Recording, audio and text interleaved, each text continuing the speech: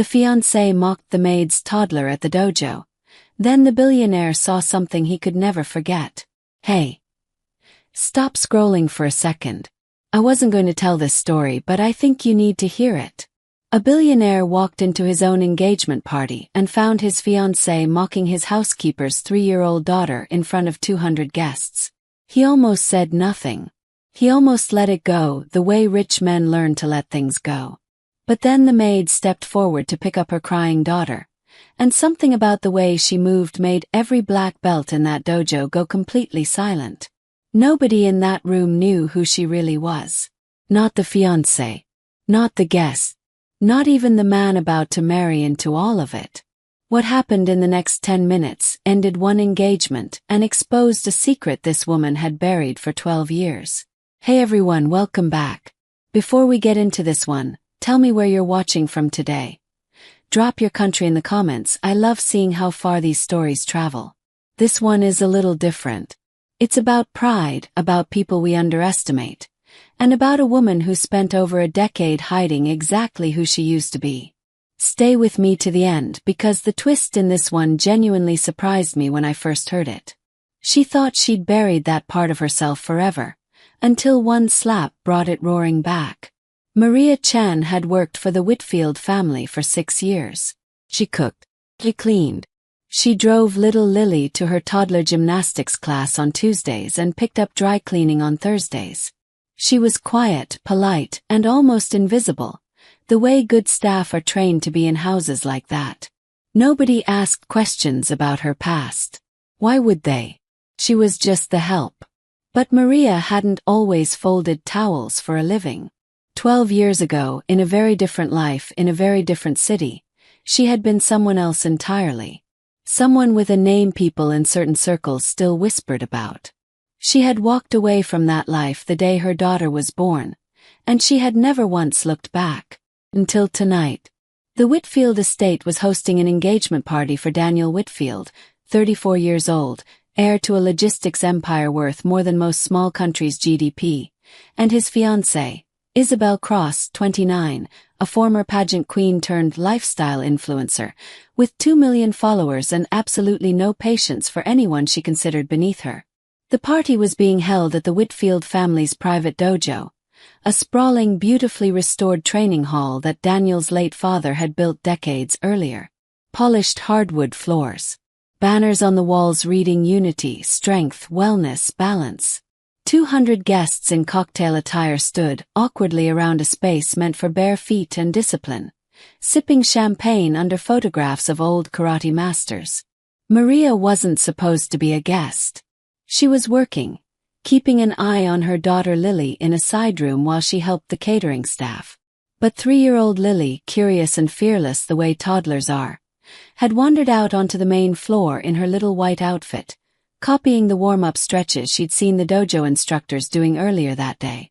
It was harmless. It was adorable even. Until Isabel saw her. "Oh my God," Isabel said loudly, loud enough for nearby guests to turn. "Whose kid is this? Why is the help's daughter running around barefoot near my guests?" The room didn't go silent yet. Not quite. But a few heads turned. Lily, sensing the sharp tone in a stranger's voice, froze mid-stretch and looked up with wide, confused eyes. "Someone get her out of here," Isabel said, waving a manicured hand like she was shooing away a stray cat. "This is an engagement party, not a daycare. Have you ever watched someone humiliate a child just to make a point to the adults around them? It's one of the ugliest things to witness." Maria came rushing out from the side room the moment she heard her daughter's name mentioned in that tone.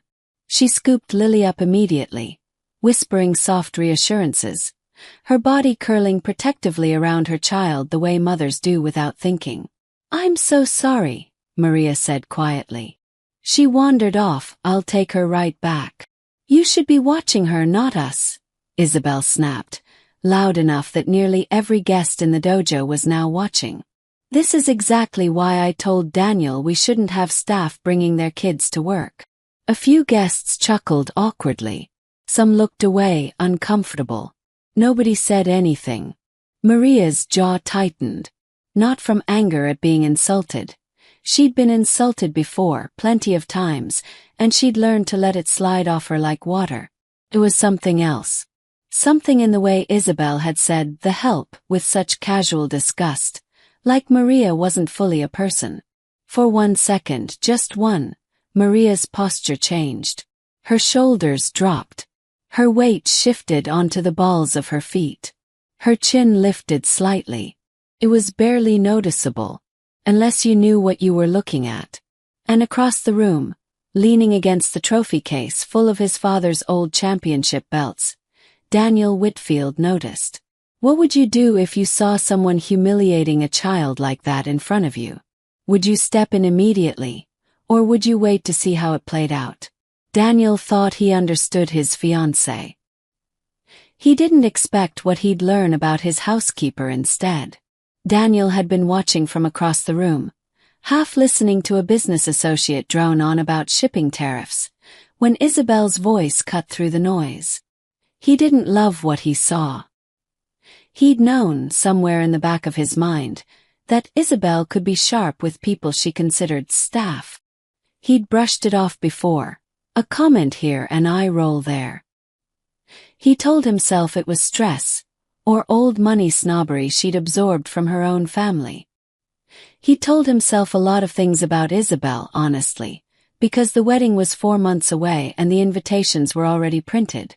But watching her humiliate a toddler, and then the toddler's mother, in front of 200 people was different. This wasn't subtle anymore. He crossed the room. "Isabel," he said, keeping his voice low but firm. "That's enough. Daniel, she just had her kid running wild during our engagement party." "She's 3, Daniel said. "She's a baby. Let it go." Isabel's face flushed, embarrassed now that her fiancé was correcting her in front of guests instead of backing her up.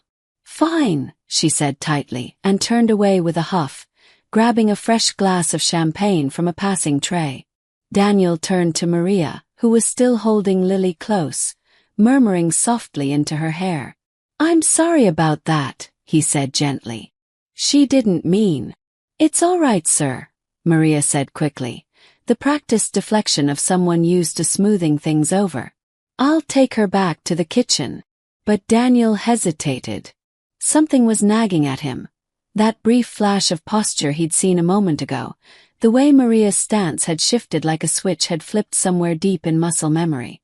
He'd grown up in this exact dojo. He knew what a fighter's stance looked like, because he'd been raised by one. "Have you ever trained?" he asked, almost without meaning to. Maria froze for half a second too long. "No, sir," she said. "Just a housekeeper." She walked away quickly, Lily's small head resting on her shoulder, and disappeared down the hallway toward the kitchen. Daniel stood there a moment longer, watching the space where she'd been standing, an odd feeling settling in his chest. He couldn't explain it. It was just a flicker. Probably nothing. Have you ever caught a glimpse of something in someone that made you question everything you thought you knew about them? The party continued. Music played. Guests mingled under the old championship banners. Isabel worked the room, laughing loudly at jokes, glancing occasionally toward Daniel with an expression that dared him to bring up the incident again. He didn't. Not yet.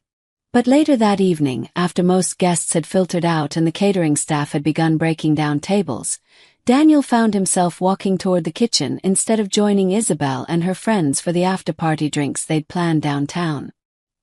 He told himself he just wanted to apologize again, properly, away from the crowd. That wasn't entirely true. When he reached the kitchen doorway, he stopped. Maria was crouched by the back door, Lily now asleep in a portable carrier beside her, and Maria herself was stretching. Slow, controlled movements, the kind of deep, practiced stretching that takes years to develop. Her movements were fluid in a way that had nothing to do with cleaning houses. Daniel had spent his entire childhood in martial arts halls.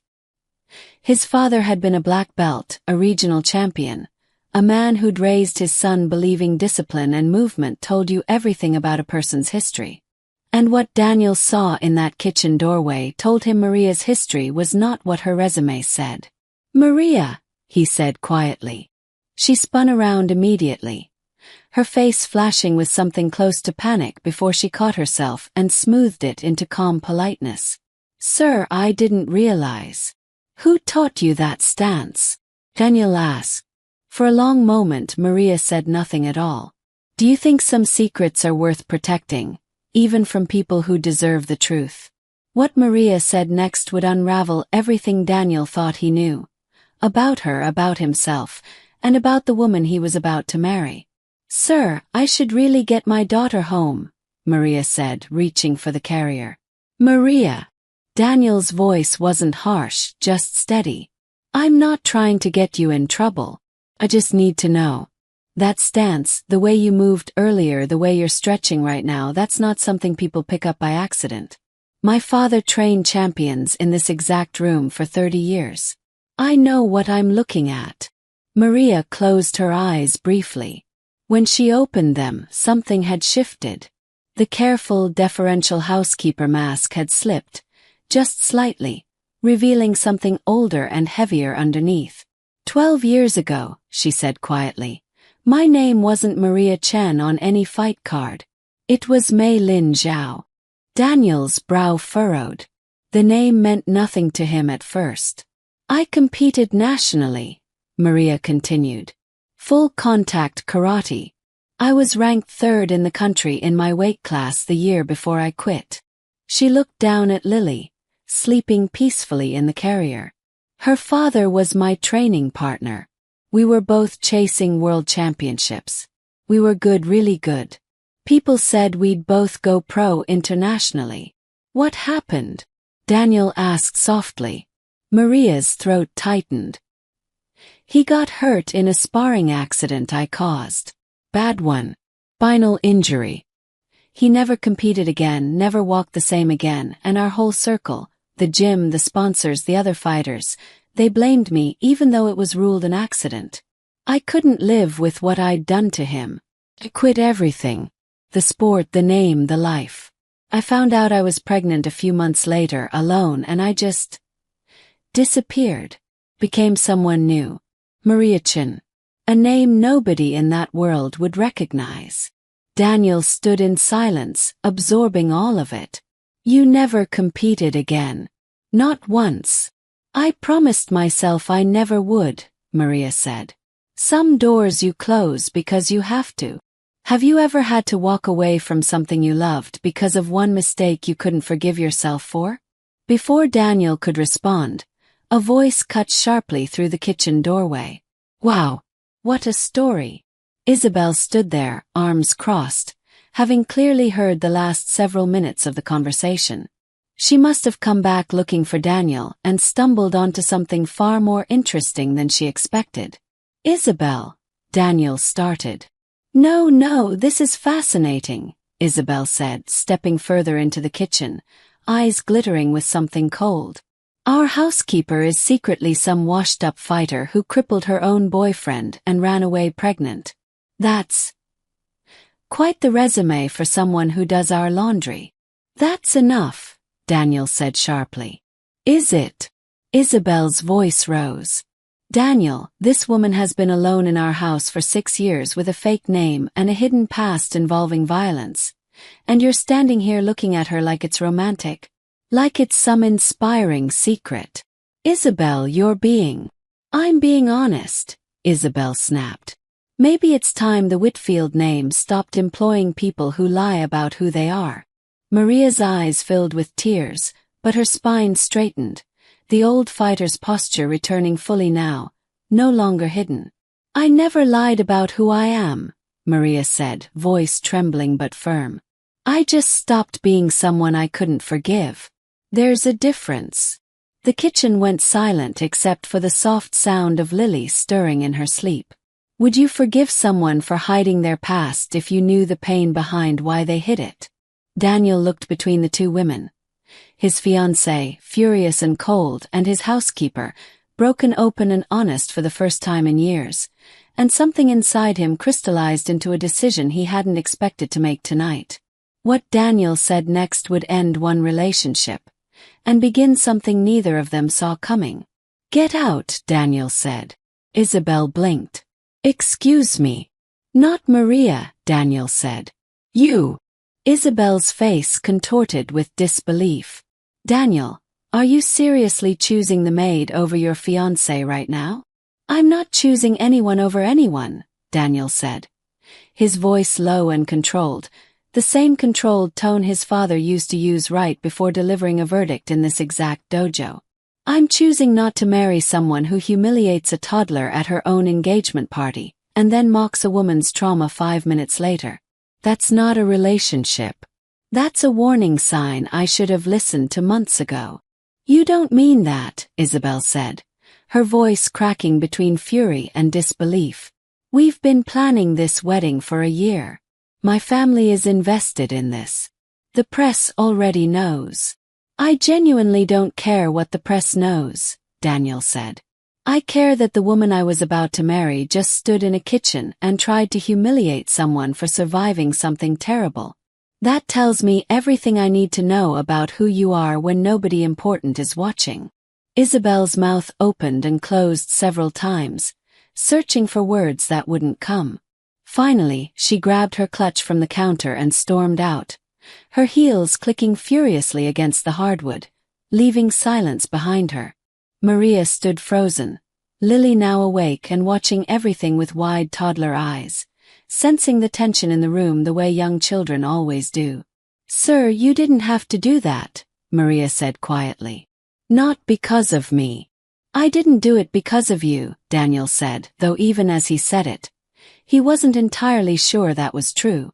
"I did it because of who she showed herself to be tonight. You just happened to be the mirror that revealed it. What would you do if discovering someone's deepest secret revealed more about the person judging them than the person hiding it?" Daniel crouched down slightly, meeting Lily's eyes at her level, offering her a small, gentle smile. The toddler studied him for a moment, then smiled back shyly, burying her face in her mother's shoulder. "She's a good kid," Daniel said. "She didn't deserve what happened earlier." "No," Maria agreed softly. "She didn't." There was a long pause between them, filled with everything unsaid.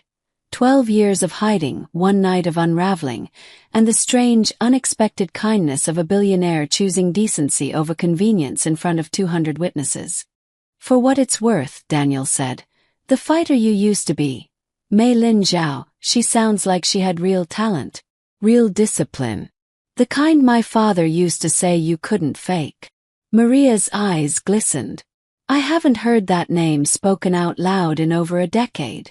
"Maybe it's time someone did," Daniel said. "Do you think people deserve a second chance to reconnect with the parts of themselves they were forced to abandon?"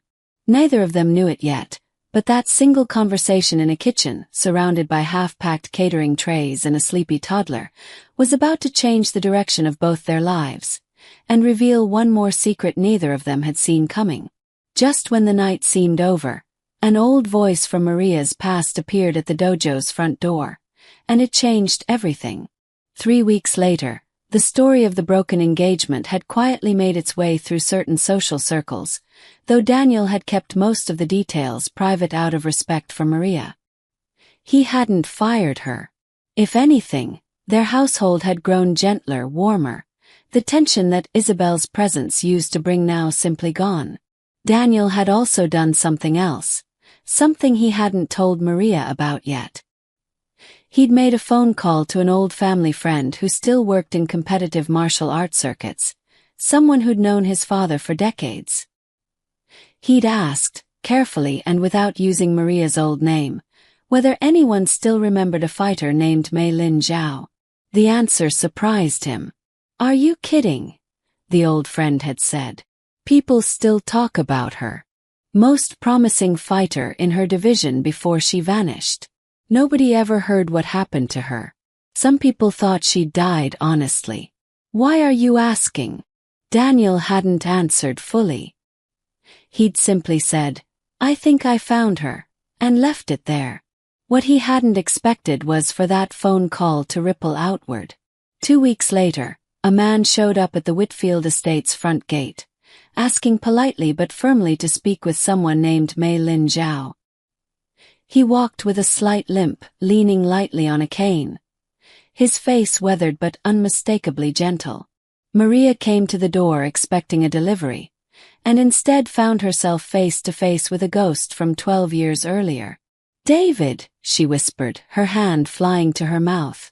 David, her old training partner, the man whose spinal injury had ended both their careers and shattered her sense of self 12 years ago, stood quietly on the porch, studying her with an expression that held no anger at all.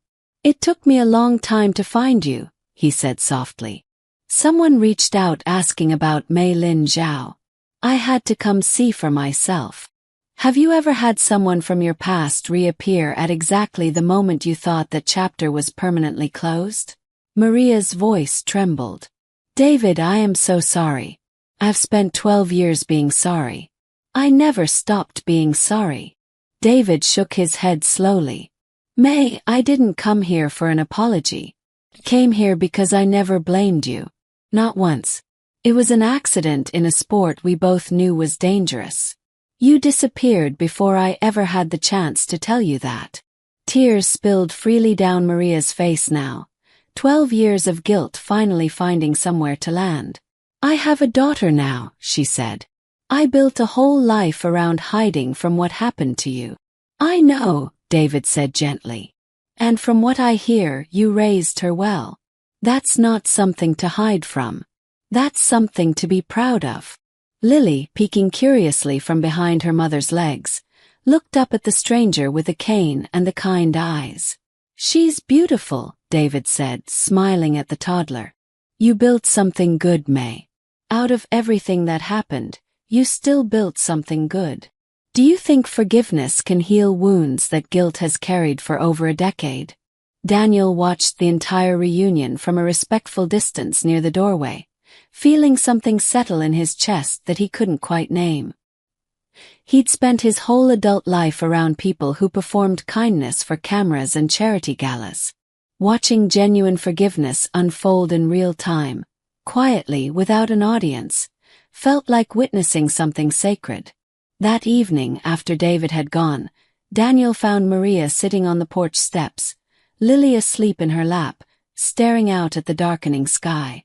"You okay?" he asked, sitting down beside her. "I think so," Maria said softly. "For the first time in 12 years, I think I actually am." Nobody expected what happened 6 months later, but it changed everything Daniel thought he knew about second chances. 6 months passed. The Whitfield estate's old dojo, the same room where Lily had been humiliated and Maria's secret had unraveled, had been quietly transformed. Daniel, inspired by everything that had happened that night, had begun renovating the space into a community training center, open not just to wealthy members but to local kids whose families couldn't normally afford lessons. He'd asked Maria gently if she would consider teaching. She'd said no the first time, and the third time she said yes. It started small, a few neighborhood kids on Saturday mornings, Maria teaching basic forms with the same discipline and patience she'd once used to chase championships. Slowly word spread. Mei Lin Zhao, it turned out, hadn't lost a single ounce of the skill that had once made her one of the most promising fighters in the country. She'd simply been waiting 12 years for a reason to use it again. Lily, now closer to 4, sat on the sidelines during every class, watching her mother move through forms with quiet, fierce pride, occasionally mimicking the stretches herself, the same way she had that fateful night at the engagement party, except now nobody mocked her for it. Now, an entire room of students smiled every time she tried. What started as Daniel's quiet attempt to make amends had become something neither of them anticipated. Maria rebuilding her identity, piece by piece, in front of an audience that respected rather than judged her. And somewhere along the way, slowly without either of them planning it, something else had grown between Daniel and Maria too. Not the dramatic, sweeping romance of his engagement to Isabel, but something steadier. Something built on quiet Tuesday conversations, shared concern over Lily's first day of preschool, and mutual respect earned rather than performed. Daniel never pushed it. Maria never expected it. But 6 months after the night a toddler's innocent stretching exercise exposed both a fiancé's cruelty and a housekeeper's hidden past, Daniel found himself standing in the doorway of his own dojo, watching Maria correct a young student's stance with the same gentle firmness she used with Lily, and realizing he had fallen for the woman who'd spent over a decade believing she didn't deserve a second chance at anything good. "You're staring," Maria said without turning around, a small smile in her voice. "I am," Daniel admitted. "Sir." "Daniel," he corrected gently. "Just Daniel. You've earned that much by now." Maria turned to face him. Her expression caught somewhere between amusement and something softer. "You know," she said, 12 years ago, I thought I'd lost everything that mattered. My title, my name, the man I loved at the time, the person I used to be. I spent so long thinking the worst night of my life had ended my story. And now?" Daniel asked. "Now I think maybe it was just the beginning of a different one," she said. Outside, the autumn evening light filtered gently through the dojo's high windows, the same banners reading unity, strength, wellness, and balance hanging exactly where Daniel's father had placed them decades earlier, watching over a room that had once again become a place where broken people remembered how to stand tall. Have you ever discovered that your worst moment was actually the doorway to something far better than you imagined? What this story really teaches us is simple. The people we overlook, dismiss, or judge too quickly are often carrying entire lifetimes we know nothing about. A housekeeper folding towels in the corner of a mansion might once have been a champion. A toddler stretching innocently on a dojo floor might one day grow into someone extraordinary. And sometimes, the cruelest moment in a room reveals not the weakness of the person being mocked, but the true character of the person doing the mocking. Maria didn't need anyone to rescue her. She simply needed someone willing to see past the uniform she wore every day, to the whole person underneath it. If this story moved you even a little, let me know in the comments. Have you ever been underestimated by someone who had no idea what you'd overcome to get where you are? I genuinely love to hear your story. If you enjoyed this one, please consider liking the video, subscribing for more stories like this, and sharing it with someone who might need the reminder that it's never too late to reclaim the parts of yourself you thought you'd lost forever. Thank you so much for watching, and I'll see you in the next story.